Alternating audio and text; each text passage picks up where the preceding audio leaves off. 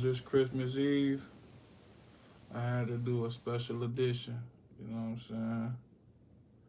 And this one right here, just terrible. Just really terrible. We gonna get right into it though. December 24th. It's the night before Christmas. And while most people in the small town of Carnation, Washington, are busy hanging their stockings with care, it's a very different scene at the rural home of beloved locals Wayne and Judy Anderson. Shortly after 5 p.m., dispatchers at the Kane County Sheriff's Office received this chilling call. Hello? A few seconds of what... Kane County. It must be a Kane County in like what, every state or something? Is it Kane County in every state? If it is, I want you to put it Kane County, whatever state you in. You watch this video, I want you to put Kane County in your state. You know what I'm saying? I want you to put Kane County. You know what I'm saying? Whatever state you in, whatever state, put that because I want to know. Is it Kane County in every state? Like, is it Cook County out there too? Mm-hmm. Probably so. It sounds like screaming. Hello? And then the phone goes dead. Deputies are sent to investigate the Andersons' 10-acre estate, but never make it. For the police get a phone call. People screaming. I'm gonna rewind that so y'all can hear that. Shortly after 5 p.m., dispatchers at the Kane County Sheriff's Office received this chilling call. Hello? A few seconds of what sounds like screaming. Hello? And then the phone goes. Damn.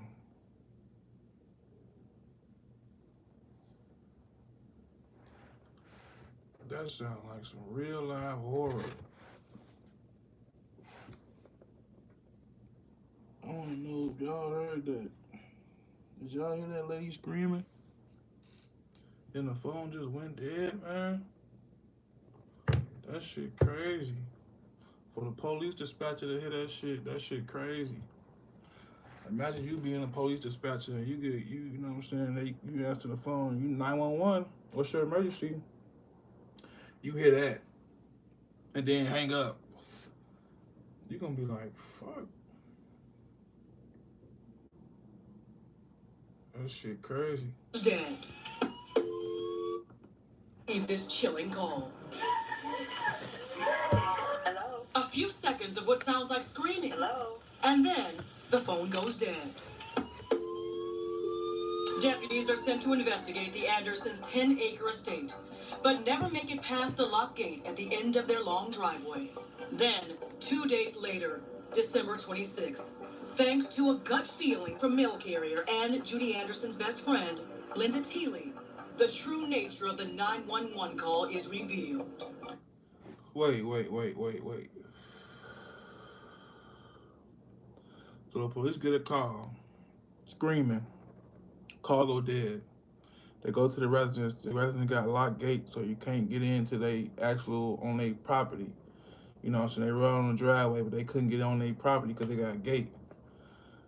Don't you supposed to do something about it? Don't you supposed to shoot the lock or something? You heard screaming and stuff. You gotta go investigate.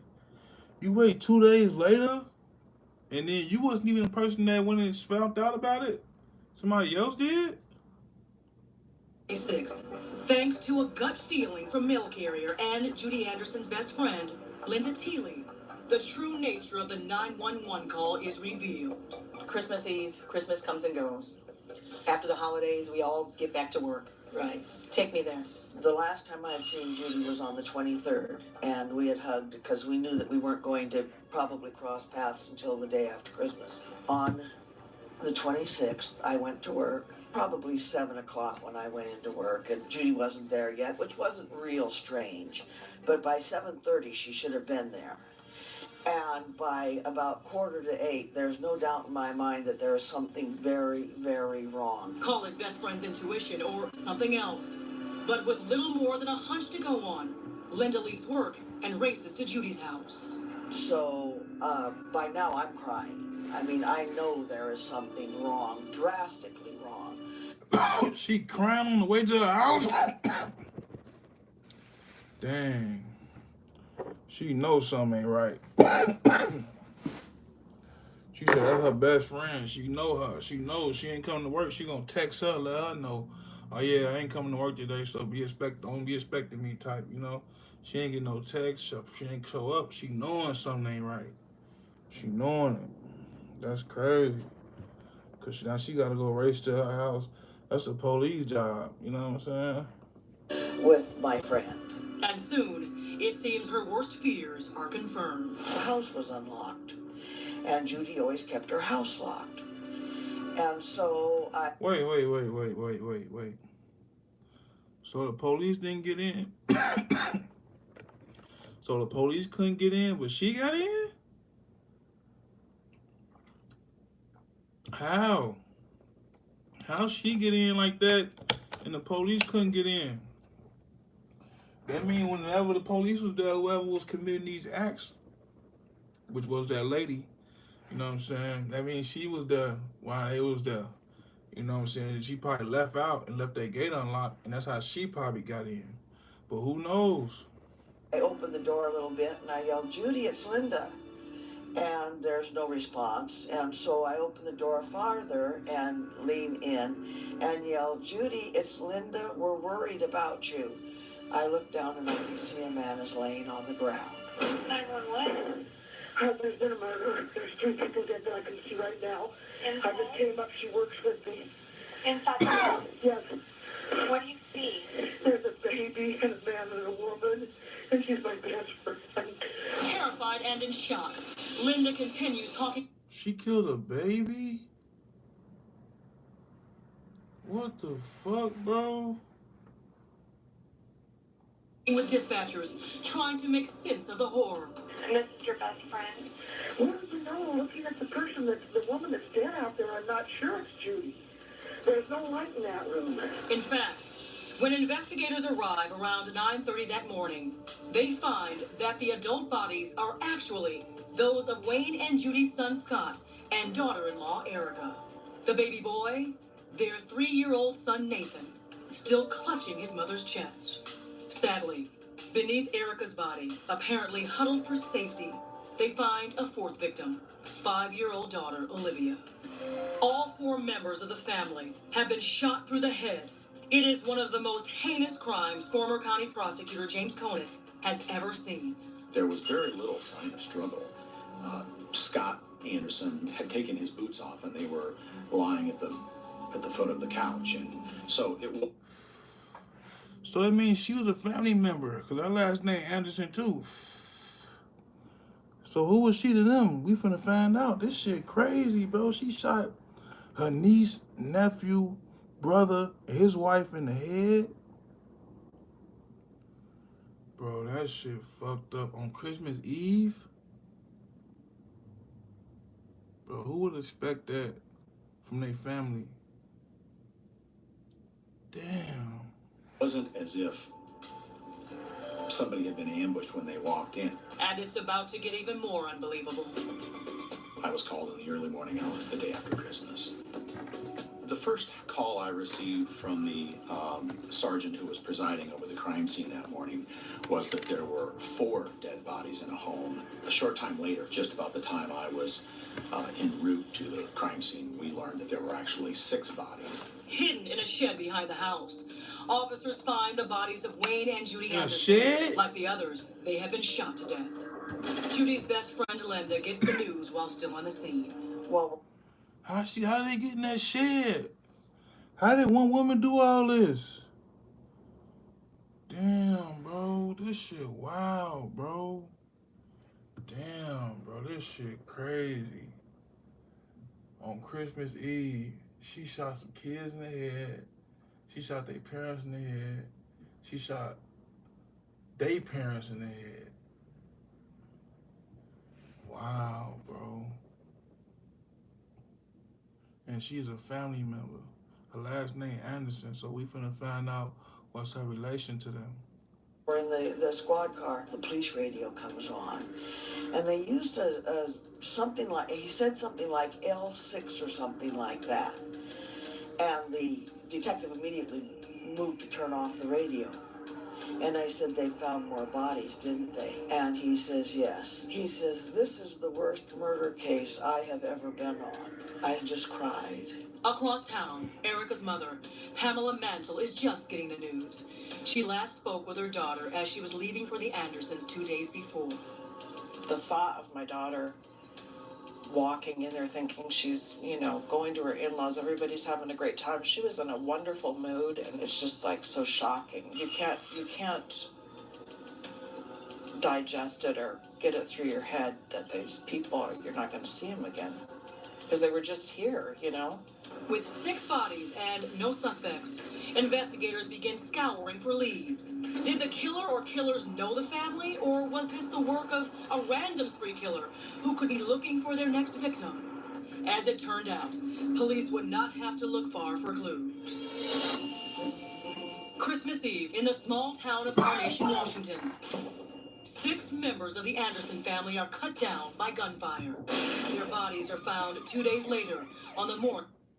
I don't really like how she used cut down. You know what I'm saying? That one really, I don't think that was good.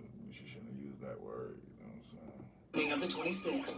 Who could perpetrate such a violent and hateful act? As far as anyone knew, the Andersons had no enemies. She just was a good person. No one had anything bad to say about her. She just was one of those people that was always there for you. And by all accounts, the rest of the family was equally loved. Wayne, a self-made man, and well-respected member of the community. The Anderson son, Scott, a hard worker and ardent family man. Eric was my oldest child, and she was a child that anybody would be proud to have as their. She was like the model kid. But within hours of the tragic and horrifying discovery, investigators are surprised by an unexpected arrival at the taped-off crime scene. At about 11 o'clock in the morning, we received word that 2 people who claimed to live on the property were out on the near the gravel road and were asking to be let in. The 2 people in question, Wayne and Judy's surviving daughter, Michele, along with her 29-year-old boyfriend, Joseph McEnroe. The cops soon learned the 2 were living rent-free in a mobile home on Michele's parents' property, just a few hundred feet away from the main house. Linda, tell me about Joe. He and Michele met online, and they both had the same interests in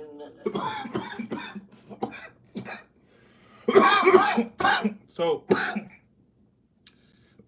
she, I ain't gonna even jump to no conclusions because I was gonna say she killed her family with her boyfriend, but we don't. I mean, that's what it's looking like, man. But we finna find out. I guess it would be called the occult, I don't know, but in the darker side of lives. According to friends, the Andersons happily welcomed Joe into their family. But soon, the couple began isolating themselves, Michele in particular. Erica wasn't a big fan of Michele. Michele was, any little thing that happened was a slight against her. You look at her crosswise or, oh, you're talking about me. Judy and I discussed Michele more than anybody because Judy worried with the lifestyle that she was living. So why were Joe and Michele only turning up now? And where were they on the night of the murders? Detectives quickly noticed that neither of them asked one single question about why police are there. Suspiciously, not the behavior of a family member stumbling on a 6-person murder scene. Actual footage from the crime scene shows the encounter. Detectives split the 2 up, and what they learn leaves them totally stunned. It didn't take long for 2 very seasoned homicide investigators to uncover in their conversations with them that they were responsible for the homicides. That's right. Cops realized the horrific killings of 3 generations of Andersons were carried out by Joe and Michele.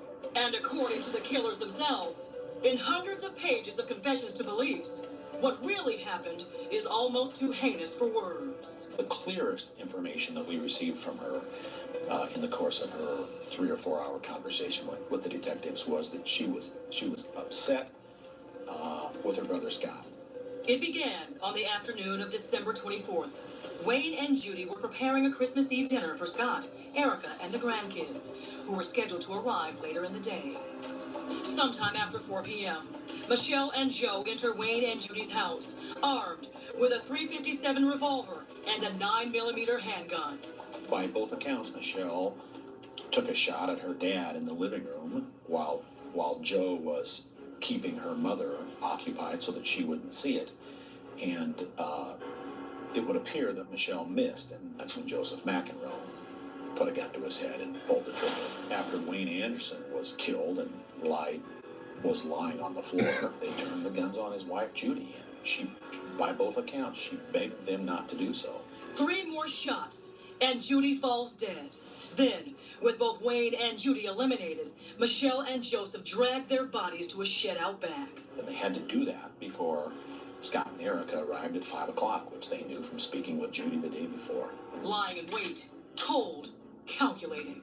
When Scott and Erica arrived with the 2 small children at their prearranged 5 o'clock time, they came into the living room, sat down. And that's when Michele made her move, shooting her brother multiple times before he even knew what hit him. Then, the murderous couple turned their sights on Erica. At some point, while Michele and Joe McEnroe are shooting Erica, whatever gun is being used is out of ammunition. And during that time that they realize they're out of ammunition, she reaches over the couch and grabs the landline, a cordless phone, and dials 911. The absolute terror. I mean, she jumped over the damn sofa with 3 bullets in her and grabbed the phone to call 911. Hello? By the time that the 911 operator responds, Joe McEnroe, by his own admission, takes the handset from her, takes the back off of the phone, removes the batteries, and throws it against the wall. Hello? Hello? He then, with Erica pleading for her life, fires the 2 fatal rounds into her, including the one essentially between her eyes, in execution style. Joe then turns the violence toward the children, fires 1 shot into young Olivia, then turns the gun on 3-year-old Nathan, still clutching his mother's chest. Why on earth would Michele want to murder her family? And how could she ever convince her then-boyfriend Joe to carry out the most excruciating part of this grisly plan, to gun down her niece and nephew? These 2 were dissatisfied with the fact that Wayne and Judy Anderson seemed to like her brother Scott more than they liked Michele. And as petty as that may sound, that was the reason why Michele Anderson told those detectives that she and her boyfriend went up and killed 6 people the day before Christmas. Prosecutors immediately charged the 2 with 6 counts of aggravated murder, one of the few charges in Washington state eligible for the death penalty. 7.5 long years after the murders, Joseph finally stands trial. It takes a day and a half of deliberation. 7 years after the murders, they finally go to trial 7 years later? Damn. For a jury to find him guilty on all counts. But at sentencing, Joseph's defense paints him as a mentally ill man who was manipulated by the real mastermind, his girlfriend, Michele. She had a lot of anger and a lot of hatred, and she thought that the best way to act on that would be to go off and kill people. I was really her attack dog when this stuff happened. I did because I thought I had to.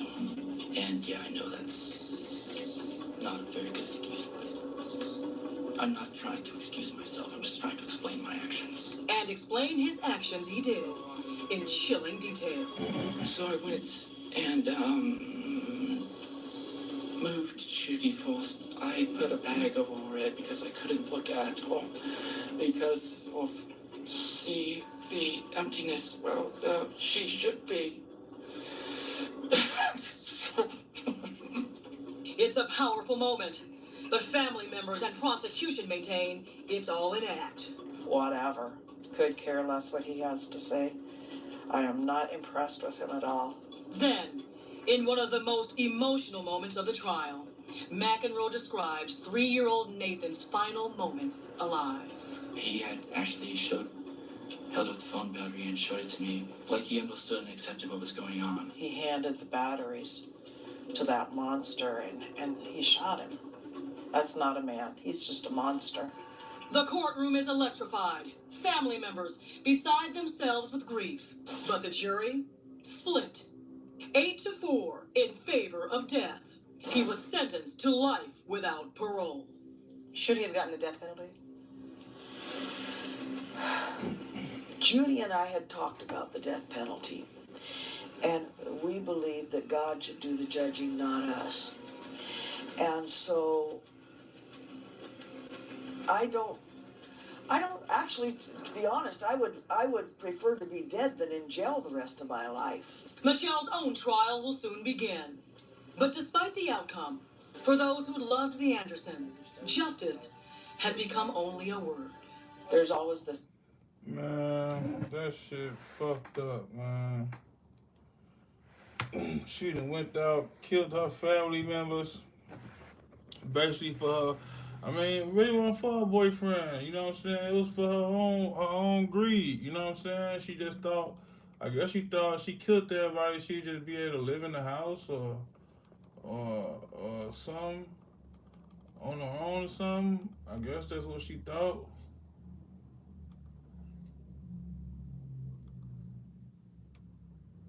Yeah, I guess she thought she was gonna be able to just live in the house and she just gonna be able to put the bodies in the back. And I mean, the crazy part about it is though, like the police ain't even check it out, really. You know what I'm saying? The lady called the police. She called 911, and they ain't even they came and they came and got confronted by a locked gate, and they turned around. It wasn't really worth their energy to try to see what was going on. Police ain't even give a fuck about it. So they might have would have got away with it for a little longer time.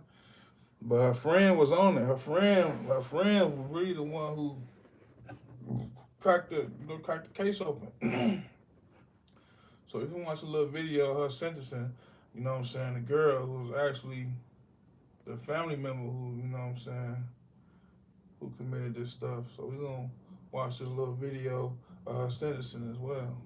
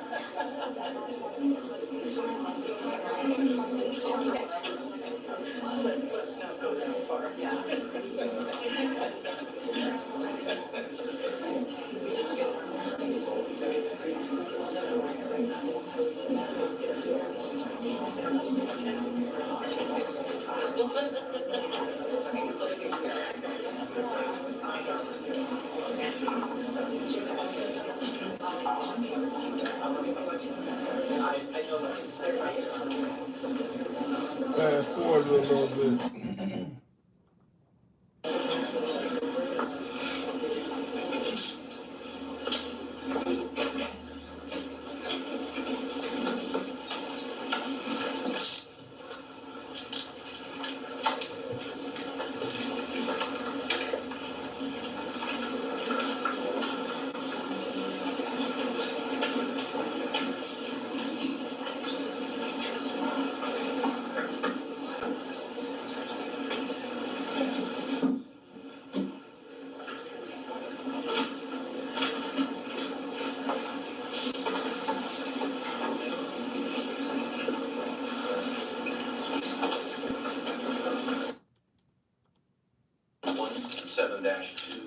Seattle. Ms. Anderson is present this morning in court with her counsel. My name is Scott O'Toole, and along with Michelle Morales, we appear on behalf of the state. Your Honor, I believe we're here for purposes of a sentencing. All right, thank you. And let me address defense counsel. Are you ready to proceed with sentencing this morning, folks? Yes, sir. All right, thank you. So, Mr. O'Toole, I don't know whether you have comments from individuals you'd like to present or whether you'd like to present your recommendation first, but go right ahead, sir. Oh, I thought what I might do, if I could do it from the lower bench, if the court wouldn't mind. Sure. What I thought I might do is make the state's recommendation and then invite those who would like to speak to come forward. I'd ask that they come around council's table to my right and to address the court. I think there will only be possibly 3 speakers before you today. One issue that does occur to me is, as the court may be aware, there were some pleadings that were filed on behalf of Ms. Anderson.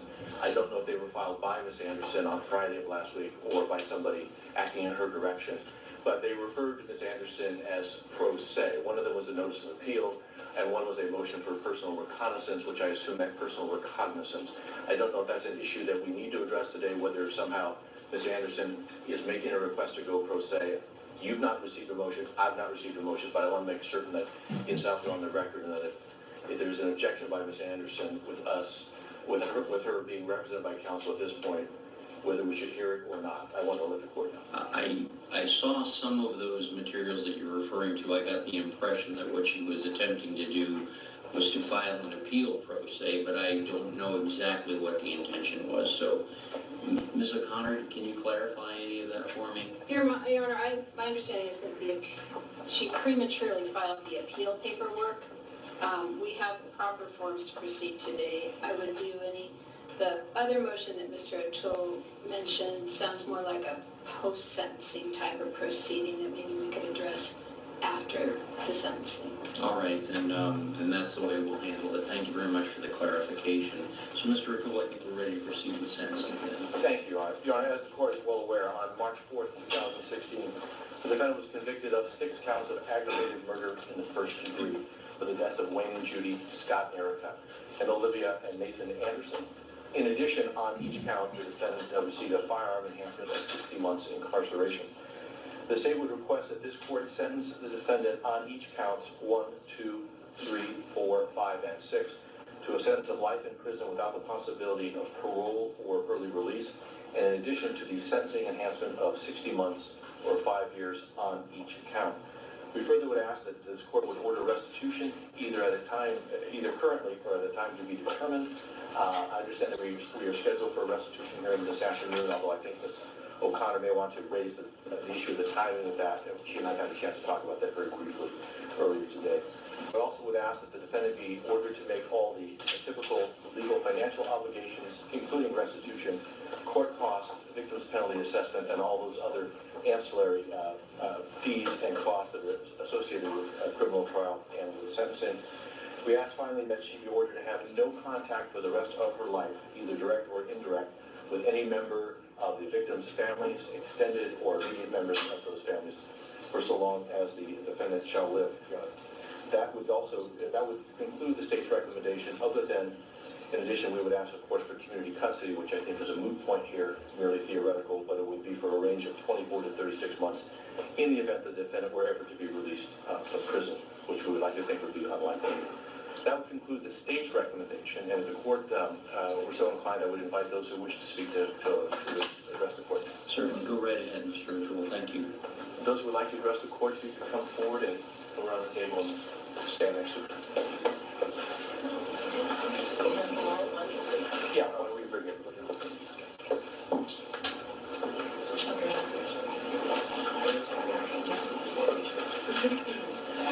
Do I have a sense of the will of the court? Why don't you come on?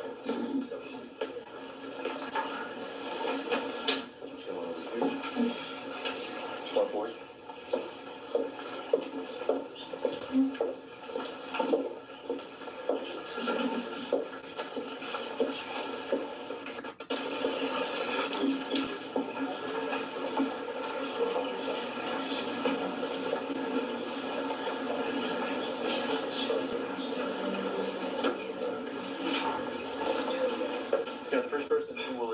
This morning is Lynn Gombiski, Gombiski. I'd ask her to step forward, stand here next to me to address the court and to introduce herself to the court. Lynn Gombiski, Gombiski. Thank you. Go ahead, ma'am. Hello. I'm here to speak on behalf of some of the citizens of Carnation. Carnation is a beautiful town, named after a beautiful flower. Lots of life in Carnation. Wonderful people work there. Your mother was one of them. She delivered the mail to many, many people, and they enjoyed having her so much to deliver the mail. She also delivered you. She gave you life, the best gift you can get in your life. Your father was a great coach for little children who can't. Their hearts go out for people that help children. And your brother drove my son to and from football quite often, and my son adored him and his wife. My daughter Tara talked about your brother and his wife on Monday night at dinner. What wonderful people they were, how much you took from our community, and the people that we all love them. We love our community, and you've put a little cloud over our community. Hopefully today, after today, we'll all be able to clear it up, and we'll all move on, and we'll all live happily. Thank you. Thank you very much, ma'am. This is Kimberly Moody. Thank you very much, ma'am. Thanks for the opportunity to speak. Judy was my coworker for 10 years and my dear friend. And you took that away from us, Michele. It didn't need to happen. I've been there 18 years as a window clerk, and the day hasn't gone by where one of the customers would come in and say how much they missed Judy, how much she meant to them. She knew all their kids' names. She knew who was going to college next. It was very saddening over the past 8 years, just waiting for justice. And she was just such a special person. So many customers have shared their special memories of Judy. And she truly cared about people. She'd be retired now. She'd be bringing us her zucchini bread and cookies every week. And you robbed us of that. It didn't need to happen. None of these lives should have been cut short. There is never, ever an excuse for murder. I'm glad that the death penalty was taken off the table, because I really feel that life in prison is going to be a lot harsher of a punishment. And you do deserve to be punished. You took something away from us that was very special. And we miss her. The whole community misses her. Over the past 8 years, it's been kind of like living in a fog. And when the trial was over, I realized that I don't know how and I don't know why, but I'm forgiven. You may not deserve to be forgiven, but you are. And I personally have just felt so much more at peace forgiving you. And I'm sorry your mom's not going to be there to mail you care packages from jail and to visit you, because I know she would have. She was that special of a person. Thank you. Judy. This is Mary Victoria Anderson. Hi, hello. Anderson, A-N-D-E-R-S-O-N. Oh, Michele, I want you to know that we loved you so much. You know the truth. It destroyed me. And look what you've done to your life. You care. But you did to our family. Your brother loved you so much. You don't have a lot of time to think about it. And I don't know if ever it kills me. I loved you so much. So one day, I suggest you learn about our Lord Jesus. Because we all go. And I don't know where you'll go. I know where I'm going to go. And I'll be with them. So think about it, okay? And just know they loved you. Please, Thank you. Thank you, Ms. Anderson. It's not grief. Judge Pamela Mann. M-A-N-T-L-E. Thank you. There was times when I thought this day wasn't going to come because there was a lot of what I would consider nonsense that went on just to get a trial set. My daughter Erica was a hero to me because she was fearless. Erica was my oldest child, and she was my friend. She was a lifelong learner. She went to college. She studied commercial baking. She was interested in the world and the people around her. Erica was a role model to Sarah and Joey. She was selfless, and she put other people first, and that's pretty much how she got into this terrible tragedy that happened on Christmas Eve because Wayne wanted the grandkids with him on Christmas Eve. And Eric and Scott were the kind of people that they respected Wayne's opinion and Judy's opinion. I know that Judy had taken a lot of extra time off to prepare for Christmas Eve on that night in 2007. When Erica was small, I taught her to call 911 if there was ever a big problem, and the police and firefighters would come and help her.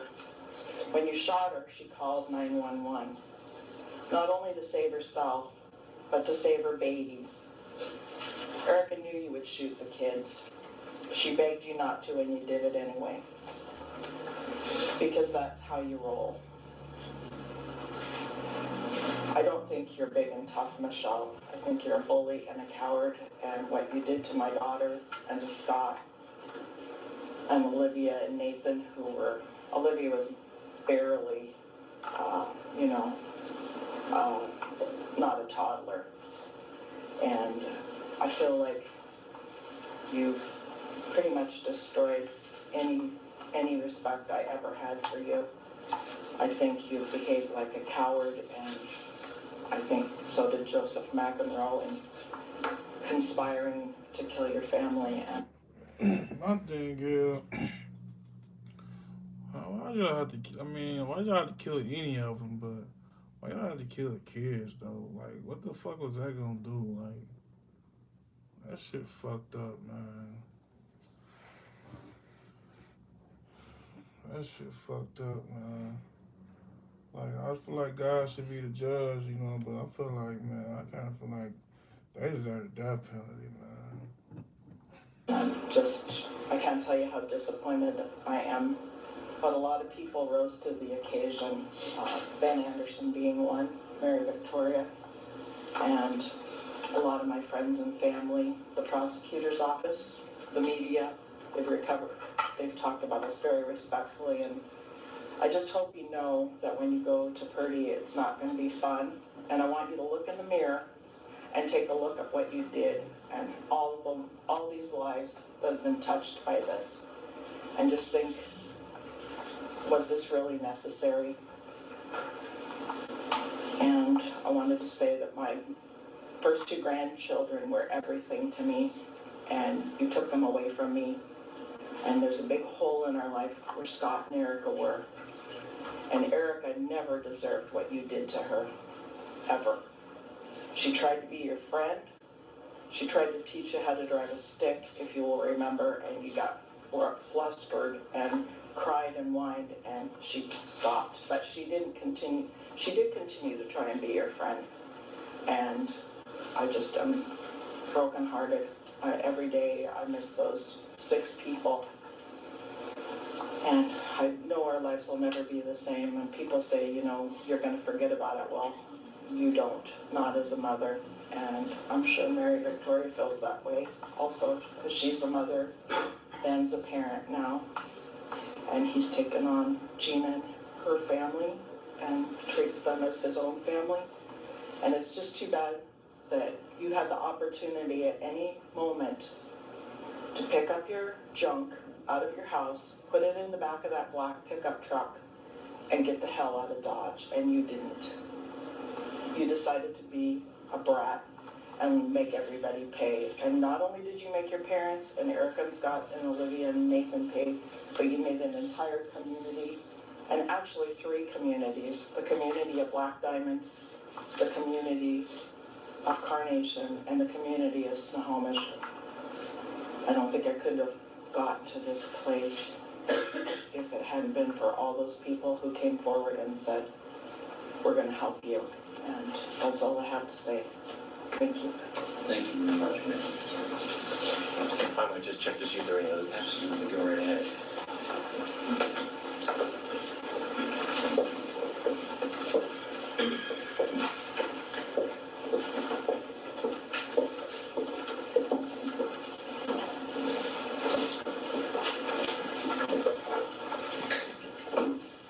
Now, that would appear to be those who would like to speak to address the court on behalf of the victim impact here. I will simply note that I know the court has no discretion. I would say limited discretion, but I know that you have none.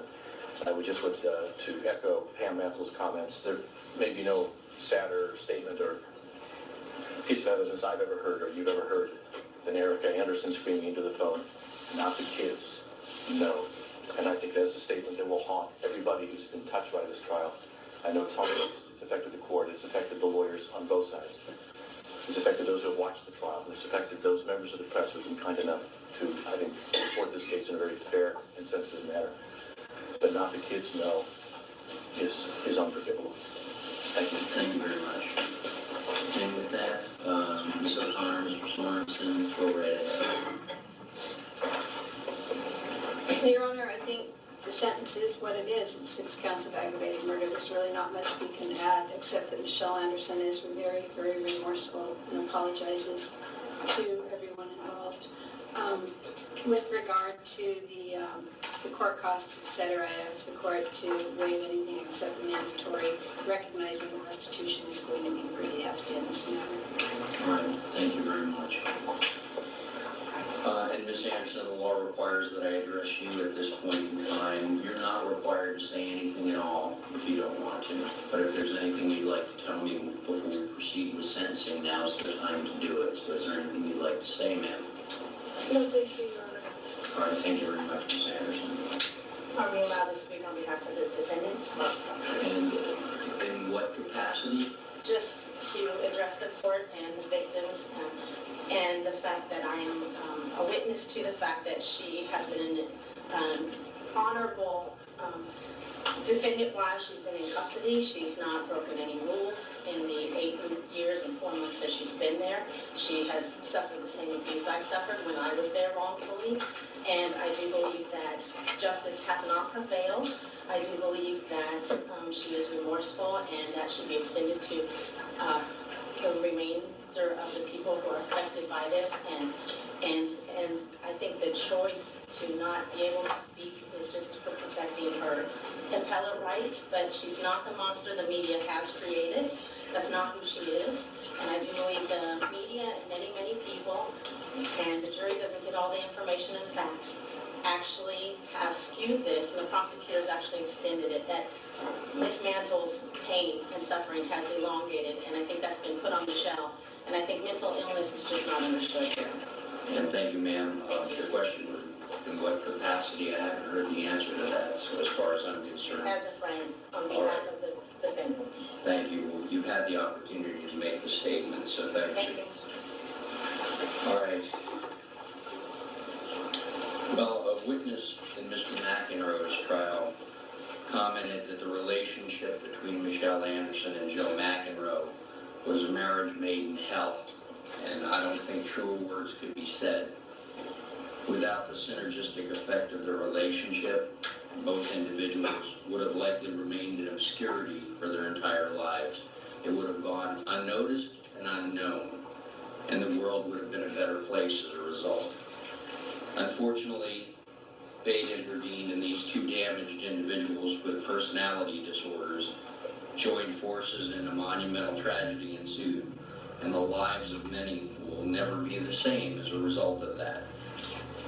At Mr. McEnroe's sentencing, this court set aside a bench in the courtroom upon which placards in white carnations were placed.